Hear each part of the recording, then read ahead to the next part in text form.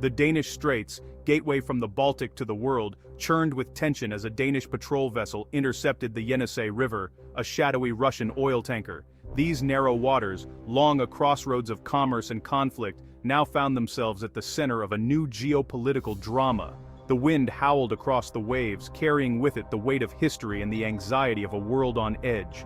Through the crackle of the radio, a Danish officer's voice rang out, firm and unwavering, ordering the tanker to halt for inspection. The message was clear: the era of looking the other way was over. This was no routine check, it was a message to Moscow, a signal that Denmark would no longer tolerate the shadowy maneuvers of Russia's clandestine fleet. Every movement on deck was deliberate, every glance exchanged between officers heavy with purpose. The world watched as Denmark challenged Putin's ghost fleet, enforcing maritime law at a critical choke point.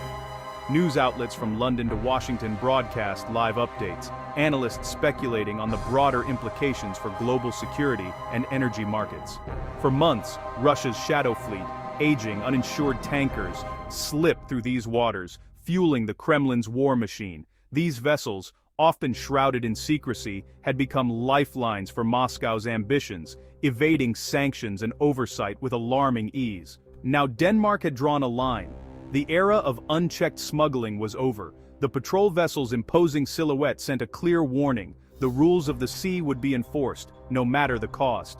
The Danish inspection team, armed with international law and determination, prepared to board. Their training and resolve would be tested in the coming moments as they faced the unknown aboard a vessel with a reputation for evasion. The Russian captain knew he was trapped. His crew exchanged anxious glances, aware that their fate now rested in the hands of foreign authorities. His vessel, like many in the Shadow Fleet, was a floating liability, poorly maintained, likely carrying forged papers and questionable cargo. The risks of disaster, both environmental and political, loomed large. Turning back was impossible. Pushing forward meant facing the full force of NATO-backed law. The Yenisei River was caught in a vice, its options dwindling with every passing minute. This standoff was more than a maritime dispute. It was a clash between transparency and shadow, law and lawlessness. The outcome would echo far beyond these cold waters, setting a precedent for future confrontations. For too long, Russia exploited the freedoms of the sea to fund its war, using loopholes and lax enforcement to move oil and money in defiance of international sanctions.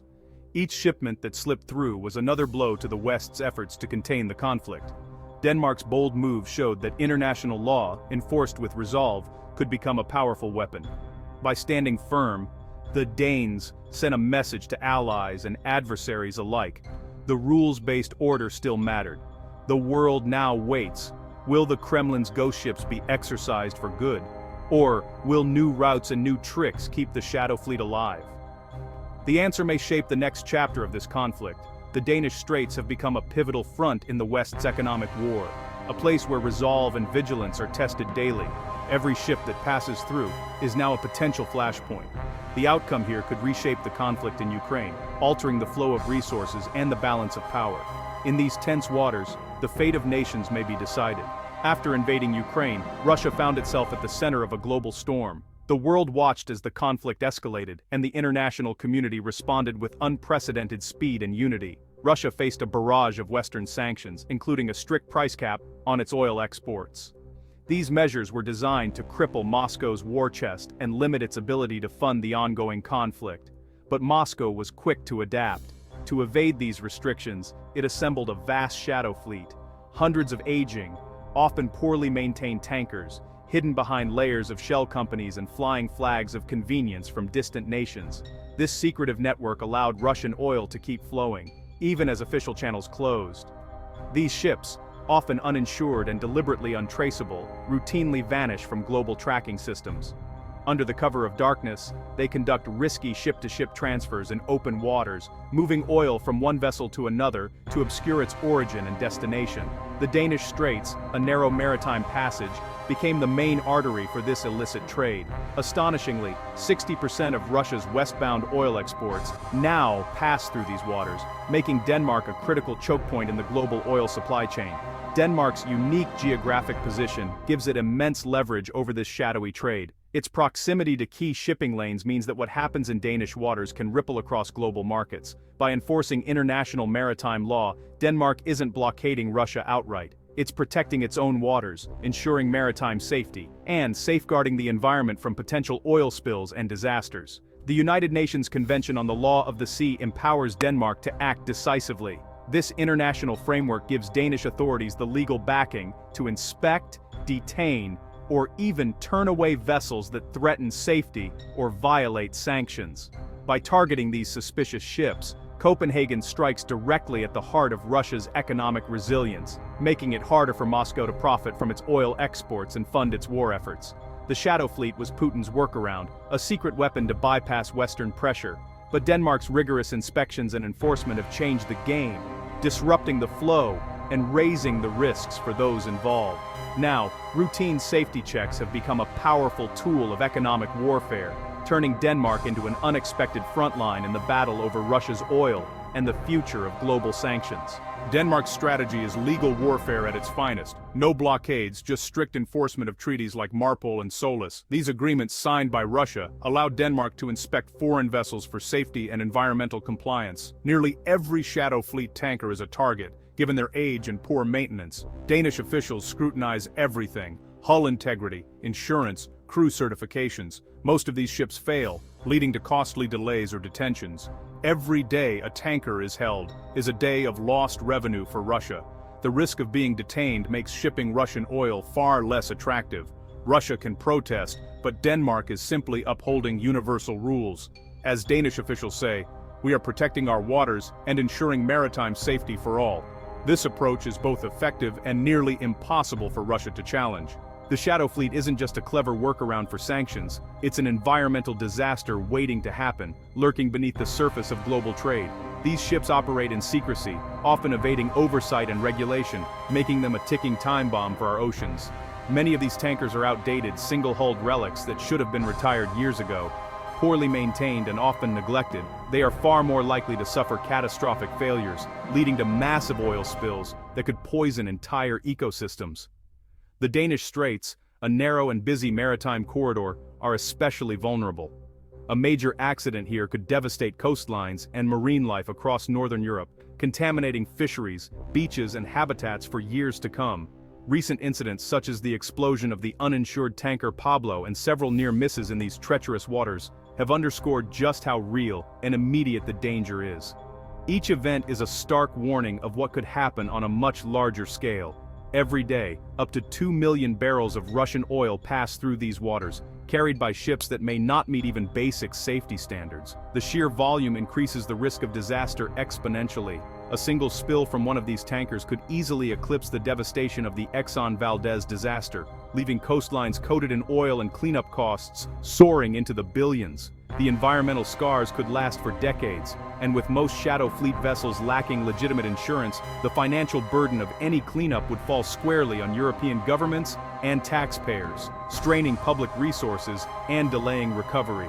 That's why Denmark's crackdown on these ships is about more than just politics or sanctions enforcement. It's a matter of environmental self-defense, protecting its own shores and the wider region from irreversible harm. The environmental argument gives Denmark not only strong legal standing, but also a powerful moral case. By acting decisively, Denmark sets an example for other nations facing similar threats. By focusing on the glaring safety deficiencies of these vessels, Denmark frames its actions as both responsible and necessary, prioritizing the health of its people and the planet over short-term profits. Ultimately, protecting the Baltic Sea is not just a national priority, it's a duty under international law and a responsibility to future generations who depend on clean, thriving oceans. Denmark's inspections are hitting Moscow's wallet hard. Before, Russia sold oil above the G7 price cap thanks to the Shadow Fleet. Now shipping costs have surged and profits are shrinking. Experts estimate Denmark's measures could cut Russia's oil revenues by up to 20% monthly. Danish and US officials agree. The business model of the Shadow Fleet is being dismantled. In just a month, over 40 tankers have been inspected, most found deficient, causing major delays. Average transit times have tripled, creating backlogs at Russian ports. Every delay means less money for Putin's war. The economic pressure is mounting, disrupting Russia's entire oil supply chain. Denmark's crackdown is part of a coordinated Western strategy. The EU and NATO have long sought to close loopholes exploited by Russia's shadow fleet. Denmark's enforcement provides the practical muscle behind EU sanctions. NATO sees this as a direct response to Russia's hybrid warfare tactics. Denmark's close coordination with allies ensures a united front. When Russia protests, it faces not just Denmark, but the entire West. Other countries are now applying pressure in their own waters, tightening the noose. Denmark's actions are the linchpin of a full-spectrum effort to corner the shadow fleet. Putin is running out of options in the Baltic. Alternative routes, like the Arctic, are impractical and costly. Military confrontation with Denmark would risk war with NATO, a non-starter for Moscow. Cyber or hybrid attacks are possible, but Denmark and its allies are prepared. Russia's best bet is to try to comply, but upgrading its fleet or securing real insurance is slow and expensive. Western insurers won't touch Russian oil, and new ships take years to build. Every path leads to reduced oil revenue and a weakened war effort.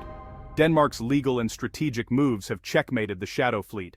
Putin faces a future of shrinking options and shrinking profits. Denmark's resolve is embodied by Bornholm Island, now a NATO stronghold in the Baltic. Once a tourist spot, Bornholm is now a hub for surveillance, air defense, and rapid response. Advanced radars and patrols monitor every shadow fleet movement. The military buildup deters Russian interference and ensures Denmark's authority. With Finland and Sweden in NATO, the Baltic is now a NATO lake, encircling Russia's fleet. Bornholm's fortification is key to this strategy, anchoring control over vital sea lanes. Legal enforcement in the straits is backed by real military power. Denmark's layered approach leaves Russia little room to maneuver. Denmark's stand against the shadow fleet marks a turning point in the economic war over Ukraine. The West has moved from passive sanctions to active enforcement. By weaponizing maritime law, Denmark sets a powerful precedent. The financial squeeze on Russia is immediate and severe, limiting its war effort. Moscow is cornered, with every response carrying new risks. For Europe, this is a new era of collective security, small nations making a big impact. Denmark's strategy is a blueprint for countering Russian aggression. NATO's encirclement of the Baltic, anchored by Bornholm, has shifted the balance of power. The fight in the Danish Straits is about defending the rules-based order. The tide has turned, and its effects will be felt from the Baltic to Ukraine's front lines.